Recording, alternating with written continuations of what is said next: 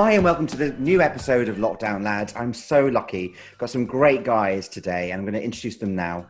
We've got the brilliant Chris Jammer. Hi Chris, how are you? Nick, I'm really good actually. Good to see you. You too.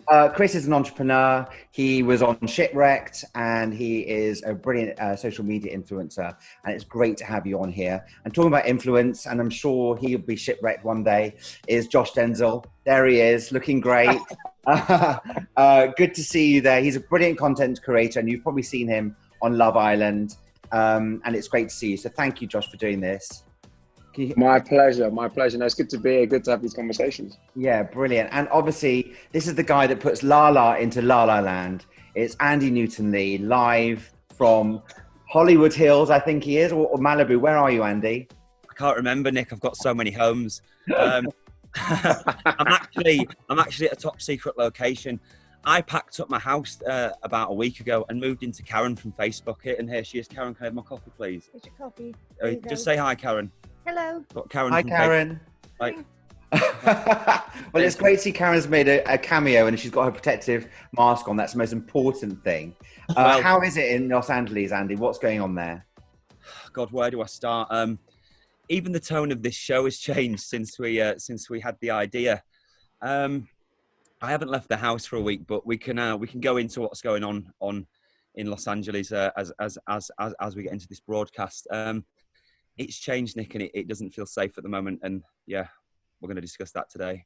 Yeah, we are. I mean, listen, I think, we'll just dive straight into it. Our top story really has to be all about George Floyd and what has happened in the last week, which is unprecedented, but obviously it's escalated even more so because everybody's been talking about COVID. We've been at home for so long. We've been on lockdown. And then suddenly this huge movement, which is so important with the Black Lives Matter, and also how people have reacted to it, has caused a lot of controversy, a lot of conversation. And, I think it's really important just to ask, Chris, how did you see this coming as it started? Could you see how it was going to go, or has this blindsided people, do you think? I mean, I watched the video. I think I woke up and it was the first thing I saw the day it came out. And I was still in bed and I watched the full 9 minutes of it. And as it was happening, I couldn't almost believe what was going on. It was surreal to watch. And I think it escalated from there to see such a inhumane act happen so casually. I didn't think it was going to erupt into the level it has, because you see this sort of thing on a similar scale happen a lot over the last few years with Black American men being killed effectively by the police. And it happened a few weeks ago on Marble Albury. So I didn't know it was going to end up like this, but I think we were in an economic situation and a social situation where we were at boiling point with COVID-19, all us being locked up. And yeah, I'm not surprised, to be honest, that it's got this bad. And Josh, do you think that it was something that you thought would come across the pond? Because I think that's something that people maybe potentially didn't expect to happen. I mean, when it comes to issues of race and you see, African Americans or minorities being targeted or killed by police or racism as a whole, America's a melting pot, but so is London, so is the UK. So we go through a lot of similar things. I think people expect, right, it's America, this happens all the time. But if you actually dig a bit deeper and you scratch the surface, these things have been happening in the UK for years and years and years. And over there, it's happening over here, and we have a universal voice as anti-racist. You have a universal voice, and I think it was almost like a call to stand up, and so I'm not that surprised that it came over here and that people kind of reacted in the way that they did. Because I think it's really interesting, because it started off, obviously, I mean, you two are big social media influencers, so it started off as a music industry kind of muting, wasn't it, with regards to having a black screen on the Instagram, and then that became something that rolled and escalated and snowballed. And there's been a lot of people who have kind of received a bit of criticism because they haven't known how to navigate that, because they've put things like all lives matter, and then people are sort of saying to them, well, no, this is about one particular thing. So can you sort of explain to the people who watch this exactly what the context is and why it was so important, Josh, to make that stand? I'll go. I run a music festival called Strawberries and Cream. So the music, I got the message quite early. So it was two girls that worked for Republic Records who wanted to basically have a day off because this was a really, really draining few days for Black people, and they wanted to kind of decompress. So because the music industry is so takes such heavy influence from music of Black origins, they felt that they needed a day to just pause what was going on. And that then translated over to the UK. So we were supposed to have the day off kind of just to like research on matters about race and educate yourself, and then for people that had affected to kind of decompress and let go. So that then turned into the Black Square that everyone jumped onto, which I think initially was great. It was really great to see such like a show of solidarity. However, the message almost got contorted a little bit, and people kind of took advantage of it and be like, right, I can make myself look a little bit cool here and post a Black Square and be part of this anti-racist club. But I don't think everyone has quite gripped it for what it's supposed to be. Josh, what do you think? Yeah, I mean, I think so. The Black, I mean, obviously, Chris from within the music industry understands the original message, and from my point of view, is the more people that are aware that racism is still thriving in 2020, the better. But and I think that some of the issue is the messaging around it, and with the people who you post a Black Square and it's like, right, it was showing you solidarity, it's anti-racist, and it's it's a social media blackout, and it's a day off from posting your usual holiday throwbacks, whatever it may be, for people to sit there and focus on the rest. And the more people it touch, I think there was like 26 million Black Squares posted. It's like, well, for every person that posts it on their feed, however many followers they have, then see that, and they might do a little bit of digging, they might do a little bit of research, they might see a friend who who asked them the question, why did you post this square? And it's all about the information. And if that then triggers 10 conversations, 20 conversations about race, and those awkward conversations you might not want to have with your white friend you've never spoken about race, but you might not want to discuss the like racist abuse, the overt racism, or even the institutionalized racism that you faced as a man or a woman of color or whatever it may be. But then this kind of forced those conversations. I think that was the start. But as we know, we all, our social media followings, it's all an echo chamber. Like, you follow the people that you like and who also are probably quite similar to you. Therefore, we saw with Brexit, we see a lot with political movements, is if you look at your own Twitter, your own Instagram, or your own social media following, you think that, everyone thinks the same way you do. Whereas if you can break that and then, end up pushing out of that and kind of, moving into a different circle where maybe they don't have any, friends that are minorities, and start those conversations there, then it's ideal. But I think always you need to, that's the first step. That's like opening the front door. You need to step out, you need to march, you need to make yourself heard, and you need to be unavoidable in your message. People can ignore a black screen and say, oh, mate, all lives matter. But when there are thousands, 100,000 people on the streets marching with the same message, black, white, Asian, wherever you're from, then that sends a message that can't be ignored. And I think it was the good start, but it is just the start.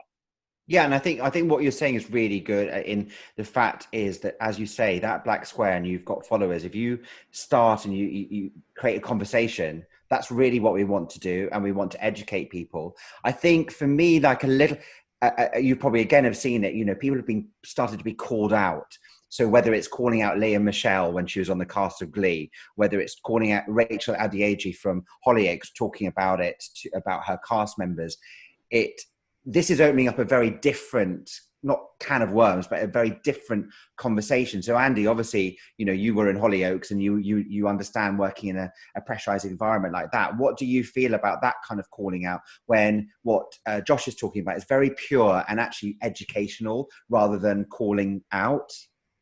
Nick, I don't really know where to start with this race dialogue. I think just like everything, we've darted in way too many directions, and there's way too many interpretations depending on where you study in the room, depending on education, socioeconomic standing, everything. I know in my newsfeed, when I'm looking at Los Angeles to Hull to London, everybody's standing at a slightly different place in the room, and I think, I know for me, can you shut up, dog? That's Karen's dog. It's just we've just got to be very careful about the message we convey, because everything can be interpreted into some sort of. People are looking for reasons to be offended at the moment, and people are looking for reasons to behave badly, and we've got to we've got to think about that in the dialogue we share. And I know for me, just like COVID-19, it changes every day when I wake up, and I've been trying to stay away from the news because I think it really affects people's mental health. And what we have at the moment is a society in a world, more so the UK and the US, that are swirling in so many ways like this. It's like this, and I don't know, but what we're bringing up, this shouldn't be a surprise to us, guys. Look at what Brexit taught us. Did we not see this coming? Did we not see this division when we gave the UK the opportunity to opt out of the EU, which we did with a big racist dialogue around Nigel Farage with that? So can we really pretend that this is a new thing? Or, as George Floyd's death just brought to fruition, this thing that is going to change history and the way we move forward. I mean, it certainly can't be a bad thing if we can get a hold of the dialogue we're trying to get out there. Yeah, exactly, because it's important. I mean, if you look at Edward Colston's statue was pulled down in Bristol, and that was a statue of somebody who basically, yes, he was a philanthropist, but he was one of the pioneers of the slave trade. And nobody actually, when his statue was pulled down, I mean, nobody knew who he was apart from those people who pulled it down. And suddenly they're Googling him and they're like, why the hell should a statue have ever been erected of that guy? Well, Nick, now I think we've pushed everybody up against the wall and gone, this is what we want. This is our message. This is where we're stood. And now I think if we just pull it back a little bit and go, because we have shocked everybody, we have woken people up. Finally, it was. Get off that dog. Sorry. It was about time, wasn't it, that people needed to wake up, because there's always been this racist undertone, especially in America, guys. I've lived here 15 years, and the police are very, very institutionalized, and they're taught to do this a certain way. So you can't even blame the police. It's down to the structure of society and the way this country's run. And what you've got to remember, I think it's about education. So, Chris, from that point of view, with regards to education, how do you think what's happened is going to educate younger people and our generation and older people to be more mindful and actually think about the situation more? I don't know. I think we're too trigger happy with social media. Chris, you can answer, babe. No, I mean, listen, we're too trigger. This is something I'm passionate about. We're too trigger happy with social media. I do it. It's still an experiment. What is social media? We're just figuring it out. Yeah. Look, we've all got friends in our news feed what are sharing aggressive messages, haven't we, Nick? And we know who those people are. Yeah. And I kind of go, that's passion and it's great. But as we slow this thing down, we've got to be careful, as a conversation that me and Nick had the other day, about the message we're sharing, because I'm seeing this at a different part of the world. I'm not looking at the news, and I'm going with my heart, which is a place of neutrality. But you've got to be careful. Sorry, guys, that's it. No, but and I totally get that, and I totally understand it. So if we're going to go with that sort of avenue, actually, that's interesting, because you, Chris, and Josh are both influencers in that respect. Social media, to me, could be very powerful for this movement. What do you think about that, Chris? Yeah, I think it's very powerful. I think going back to what you said a little bit before, is it's shown that a lot of people and a lot of the younger generation and a lot of your generation actually want to understand and have put their hands up and be like, actually, I don't understand this. Please educate me. And then kind of coming from a place where my dad's black. I've grown up experiencing racism, but I've also grown up experiencing white privilege. So just being able to use my platform to kind of deliver a message that people can empathize with on both sides of the coin. That's kind of what I want to do with my platform. But it has also shown a lot of people don't want to listen, and they're very stuck in their ego of them being right and what they know from history to be right. So and that is the dangerous bit. I think trying to educate someone that doesn't want to listen then makes it very divisive, and that's when we're going to see some problems potentially arise with this movement. Definitely. And I think, like Josh, obviously, being an influencer, you have people who listen to what you say, but also you might have people who don't agree with what you say. Have you found a bit of a, maybe not backlash, but have you had any kind of abuse of any sorts? I mean, the other day, just after I saw Chris at the march, and I posted a few stories, posted the picture, in solidarity and trying to spread a positive message. And yet you get people who take that as an attack on themselves and their race, and they feel like, it's almost that, right, you come over here, we've given you freedom from your wherever you're from, and now you're not happy with what's going on here, then leave. And it's like people saying, right, well, so I got a comment that was on my Instagram that said slavery's been happening for over 400 years. Racism has been happening 400 years. Why do you choose this weekend to protest? Can't you just wait? And you're thinking, what planet are you living on? So just another 400 years. Don't worry. Like this happened. I lost 5,000 followers. 5,000 people unfollowed me after I posted a picture from the march. And you got to think. And there's a reason why the guy that racially abused Ian Wright, suddenly has 60k followers on Instagram. There's a reason why Katie Hopkins has 1 million followers. It's a divisive and a dangerous place, social media. But I've personally been attacked. If I look at my requests on Instagram now, there'll be messages. There'll be heaps of abuse in there. There'll be racial abuse. I mean, I posted a thing the other day. I got called a spear chucker. You know what I mean? They asked me if me and Samira were related, and these things are on a regular basis. It's just disgusting. It's absolutely disgusting. I don't know what these people are thinking, and I think the problem is there's a big undercurrent of society that can't understand what message we're trying to convey or what the world is trying to convey, and that's where I struggle with understanding how the movement, whatever we're going for, is this message translatable? I don't know if it is, guys. That's the question. I kind of, in fact, like, embellish on that, Andy. How do you mean? Is it relatable? Or well, I've seen some stuff from my hometown, Hull, and it mostly comes down to poor education. People don't understand that this is about unity. It's not about one race it is about. It's about so much, isn't it? People don't want to see Black Lives Matter, do they? And I don't even want to comment because it's so sensitive. I think we know what we're trying to do, and that's the issue.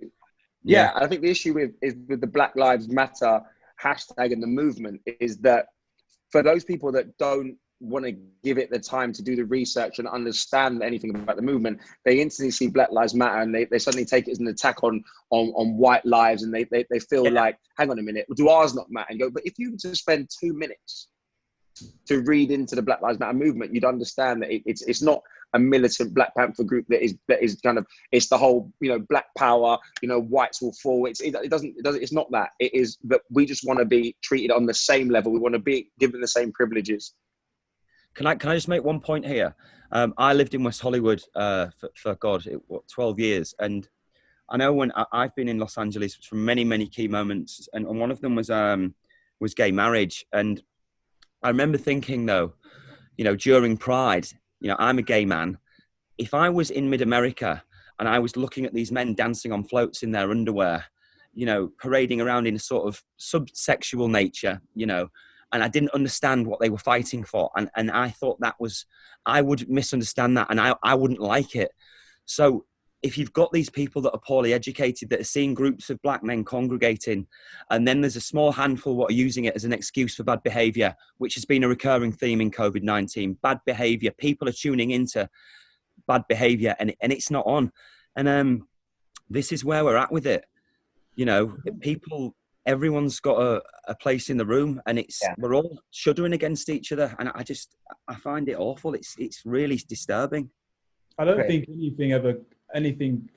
I think there needs to be some sort of provocation with this sort of stuff to get a discussion sparked. And like with the Black Lives Matter thing, it's very in your face. But like, if it's not in your face, then you're not going to bother doing any research into it. It should be, shouldn't it? You guys. It has to be. You have to have it in your face. You have to start somewhere. And listen, we started with a bang. For me, it's like, let's hope this conversation is kept open, and let's hope that people will still be thinking about it. And it's in our, it becomes inherent, and it becomes, in schools, kids are educated about it rather than not taught anything about race, etc. But also the other thing too is, I think it's quite interesting with brands. Brands have a huge responsibility to be seen to be promoting things in a really positive light. And I think what's happened as well, this has really highlighted a lot of issues with different brands and the way that, you know, either advertising campaigns or some things are whitewashed, etc. So, you know, obviously, Josh, you probably do quite a lot of content stuff for brands, etc. Are you going to be more wary of the brands you work with, or because people like Diet Prada, which is a great Instagram site, you know, they really call out brands that haven't, you know, they'll put a black mark up there and they'll say, well, you haven't done anything to support this, so we're actually going to call you out. Are you going to be moved by that, or are you just going to take it in your way? Obviously, I think you have to be. It's not like you're forced to do that, but you should do that anyway. And if you look at that, so often when I work with brands, if you're kind of directly talking to the marketing department or, you know, I mean, the sports department, whatever, you look, and when you're stood in the room, there are never that many black faces. There are never that many black faces, and it's something that's quite noticeable. But for me, if they look at me and they go, right, listen, he dresses the way he dresses, he talks the way he talks, he grew up the way he grew up, and he's trustworthy, he's hardworking, he speaks to an audience, these people relate to him, they then cannot then not look internally and go, how are we using this guy as the face of our brand, and yet behind him and, you know, the cogs and the wheels of the brand, people like him aren't represented. And you've got to have those conversations. And often I look around, you look at if you look at the interns, you look at the people who are working on the front desk, but there's no one in the office. And you're going, well, why is that? And I have these conversations. I say, well, if you're going to use me as the face of the brand, then why is nobody or why is the majority of people working for you? Why don't they look like me? Why don't they sound like me? Yeah. And these are things you have to say, but you have to be in the door to have these conversations. There's no point shouting it from the street through the window. You to be in the door to make the change. And I think that's something that really has played on my mind, especially, and it's been heightened by all of this. And we're seeing that we're making some forward movement anyway. And I mean, that's personally why, you know, one of the reasons why I hired my best friend as my manager, you know, what I mean? Because he went to, I mean, he worked at Freud's, and he was someone, you know, if you look at Freud's, it was quite, you know, great company, great business, but, you know, there's a lot of quite white and middle class people working in the company. He's one of the only black and mixed race guys in there. You know, he worked hard. He's obviously super capable and he's proven himself. And I thought, do you know what? Let me bring him on board. Let me give him the chance. And he's proven that, you know, above and beyond. And hopefully, you know, if he gets another client, builds up, and he's going to be someone that other young people look up to and go, how do I be like him? He's managing this person. He's managing this person. You give people an opportunity, and you give people, you know, he's like, you know what I mean? If you look at Messi and you look like Messi and you sound like Messi, you think, wow. You look at Ronaldo, you look at Drogba, little African kids, you know, playing football, go, right, if he can be the best striker in the Premier League, cool. If you look at someone else, you know what I mean? You know, Park Chu-young, whoever it may be, Ji-sung Park, whoever, from an Asia, you're thinking, wow, but you need those people to look up to in order to believe it and achieve it. I look up to Steph. What a legend. 100%, man. He's gonna be gassed when he sees it. Be like, It's Josh. He's behind me, prodding me with a going like, tell him again. I love it. I think, well, listen, you know, we're all here like in our virtual world, but I think it's really interesting. We've been seeing that a lot of people have been suffering from depression because they haven't had to have any like intimate touches. They can't kiss anybody. They can't hug people. And it's actually, you know, listen, we've had nearly over 75 days. I think Andy's probably had 75 years of not touching. But that's another story. But, you know, this is a very artificial way of living your life. And obviously, guys, you know, you've both been on reality shows which are all about being sort of incarcerated, but also about encouraging relationships. How are you coping with that? And do you feel, have you had these sort of ups and downs? And with you, Chris, obviously you've got a business. It's about events, and not having events happening this year, has that sort of cut off an income stream? And how are you coping with that? But yeah, so I had to cancel my event before.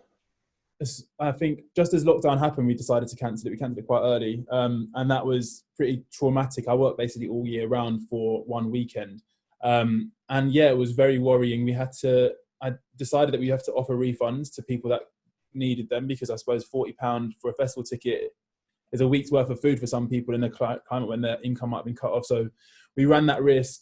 I've just about survived to tie it over to next year. Just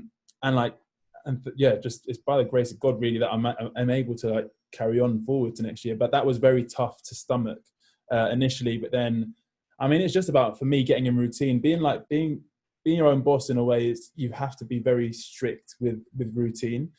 So I've been kind of getting up with the sun and running and doing stuff for my mental health at the beginning of the day to make sure I kind of kick it off well. But it's really important. In the last 10 days, actually, I've actually suffered quite a bit, because I've been staying in bed and on Twitter and on Instagram, seeing what's going on with the George Floyd stuff, and just getting lost in a vortex of a lot of hate, really, which has not been great. So the last 10 days have been a lot harder for my mental health wise. But then it's just a case of like stepping out and looking at the situation from another perspective, and just giving yourself like be okay to, isn't this all right to not be all right? So I've done that, and now I feel like I'm a bit of a better path this week.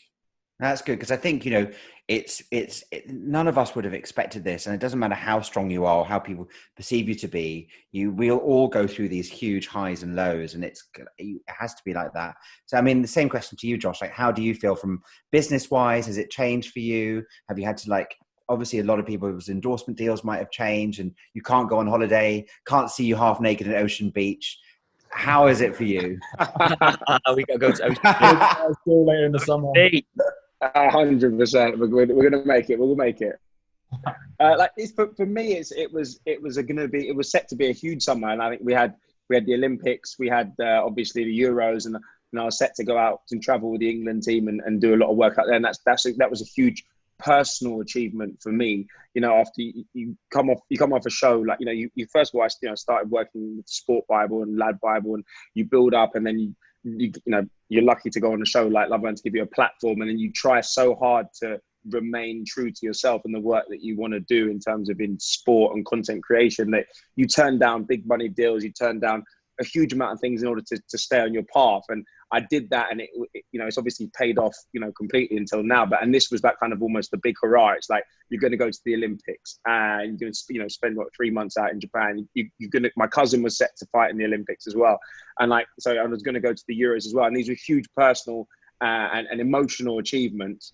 And yet these things then kind of fall apart, completely out of your control. And it is also that. And then you also think, it's big. It's big money for me as well. You think that's my entire summer gone in terms of earning potential, and it does get you down. But I've been blessed to live with John and Wes, so for me, those boys have been a godsend. And I get down in the morning, and I've got John rowing 5 marathons in 5 days, and Wes is out here making, I didn't even know he could sing, and then the next thing you know, he's making an album. Like, the guy this house is it's a mad place. And so for the first 2 weeks, you're thinking, do you know what, it's okay. It does start to drag on a bit, but every time kind of one of us was in a bit of a lull or feeling down, we all know each other so well that you kind of know the little bits to try and build them back up, and it's kind of the emotional support that's there. And listen, John, I don't know if anyone, obviously I know you guys know John, but he's very emotional being, and yeah, and he'll put his hand on my shoulder, and he'll just be like, just transferring you some good energy, and he's like that. He's a sensitive chap, and these things that keep you going, and you're feeling a bit, to be honest with you, feel a bit shit, and the more you can't be asked to get out of bed, you think, what's the point? Just another day. You forget what day it is, and he'll be there, come in the room with a coffee and stuff like that. So he's always, every one of us kind of leans on each other, and I think having that network is great. And so sometimes when I see some of the boys who kind of on FaceTime, whatever, who live on their own, and you're thinking it's tough, and I don't envy them, and I feel for them in that terms, because there's nothing like that kind of physical connection when you can just see someone, you can give someone a high five, they can give you a hug, and when you don't have that, it must be extremely hard. So I've been personally very lucky during lockdown to live with the boys that I live with and have the network that I have. So I just for all the boys out there and the girls out there who live on their own and are finding it tough, it's get on FaceTime as much as possible, Zoom, whatever, house party, whatever it may be, and just get that kind of face-to-face contact, even though it isn't. Hey guys, I've got a secret for you. Try doing lockdown with a psycho landlady next door. I think maybe the landlady wasn't the psycho, Andy. I think you need to get a mirror. But I think, Josh, what you said is really important. I think anyone is watching this, that you can, go online, look at people like Mind as well, and the different and Heads Together, another charity, because there is a lot going on, and I think there's some really good podcasts as well that you can look at. ITV have got, you probably know about this more than I do, but they've got a podcast which is all about sort of mental health as well, and just making, and it's called It's Okay, or It's Okay to Be Not Okay. And I think, this is one of the reasons we set this up, actually, was because we wanted to make guys realize that we're all going through this, where it doesn't matter who you are, where you're from, what you earn, what you don't earn. We all have been affected by this, and it's a really good way of communicating what we're going through. So yeah, that's really important. I think Andy's gone to do his own Olympics in his pool. He's doing laps in the pool, yeah. Exactly. So Andy, how is it for you? Honestly, how are you coping with it? And as you say, you're not looking at social media because it's just so crazy there. Well, I've done this for 12 weeks in luxury, basically on my own with what's going on. This situation is bringing the worst out in a lot of people, is what I've noticed. It's a time to be not self-absorbed, isn't it? And I've been very self-absorbed in the past. You have to just snap yourself out of it. I've got all my Dr. Bronner's products. I've got my pool. I don't know what's going on. It's day by day. I just put a deposit down on a new office to start this production company up, and then we start this sort of civil war kind of vibe, which kind of threw me off a tiny little bit. So I moved in with Karen from Facebook anyway. And how's Gillian McKeith? Just give us an update on her. Gillian McKeith, I don't know. She's probably creeping around that bush at the moment. She won't bloody leave me alone, but she might pop in. She's going to sort my gut out, amongst the many other things that need sorting out. But Nick, it's just a weird time, isn't it?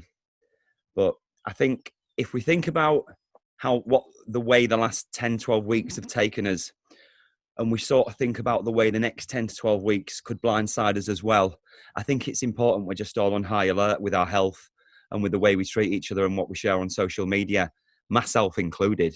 Definitely. So, I mean, obviously, I think it's great to hear that, and I think it's really important that we all are very, very mindful. And with that in mind, Chris, how do you, as a sort of final word, what do you feel you've taken away from this crazy experience, from COVID through to the Black Lives Matter movement, which is creating a huge sort of conversation piece?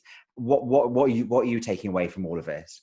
Personally, I think I'm taking away that I'm actually a little bit of an introvert. I thought I was a massive extrovert, and I went out 5 times a week and was just about all the time and seeing different people and almost tiring myself out doing stuff for other people. But actually, I've quite enjoyed being by myself and having time for me, and also getting to know myself a lot better. I've had so much time on my life. I've had to furlough myself, so just reading up on stuff that I'm interested in, learning new skills and that sort of thing. So I have developed massively as a human being, I think, in this time, which is I'm going to take away from it.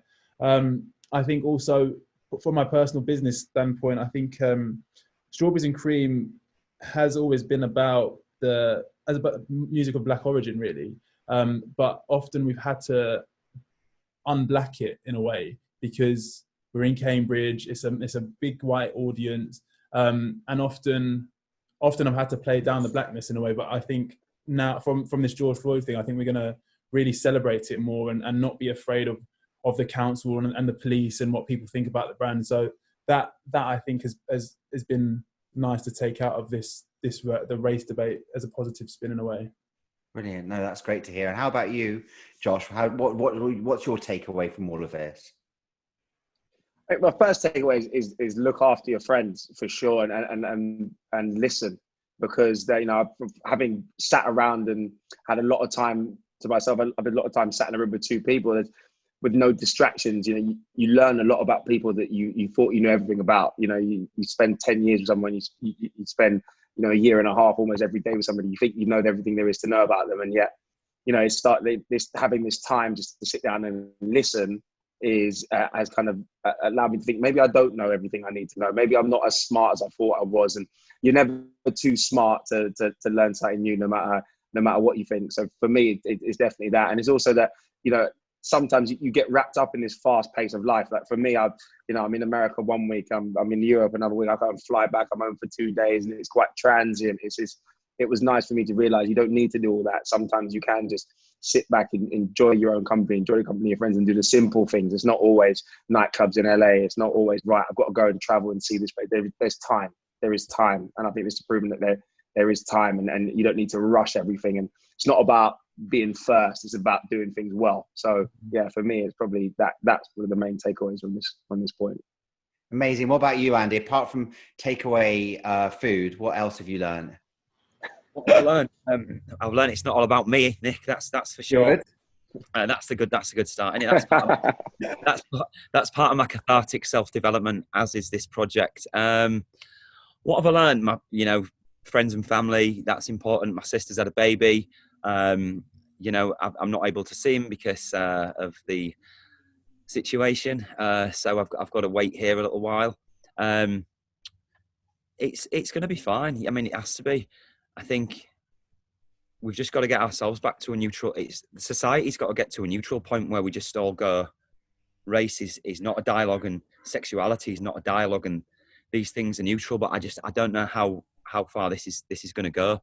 But just like Josh and Chris have said, it's a great time to go inward, and it's a great time to discover who the real people are, because you've just got to sit and watch to see how some people are sort of not the people you thought they were, or people are getting swayed in different directions. So it's a good time to be mindful. And it is very good. I think the same. Like, my thing is, when my mum passed away a long time ago, and she said to me just before she died that to thine own self be true, and be true to yourself. And I've learned that so much in these last few weeks and months, that just be who you are and you'll be fine. And don't listen to people if they're going to be negative, but listen to people who can educate you. And I think we've learned that from this. And the other thing I've learned is that you can finish Netflix. And there you go. And that's why we're creating content like this. Guys, thank you so much for doing this. It's brilliant. Chris, thank you so much. Hopefully we'll see you, and we'll definitely be coming to Strawberries and Cream next year. Promise you. And Josh, hopefully we'll see you in the Olympics in some Speedos. If not, you'll be reporting from there. You never know. And I think Andy's probably going to get into his Speedos now.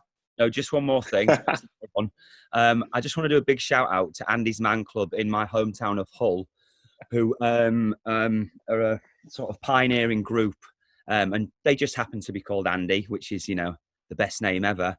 So if we could just do a big shout out to Andy's Man Club in Hull and just say it's good to talk, guys. It's good to talk. Thank you, Andy's Man Club in Hull. And it's good to talk to all you guys, and hopefully we'll get to give you a proper hug in the near future, but we're giving you a big virtual one now. Thank you for being part of Lockdown Lads.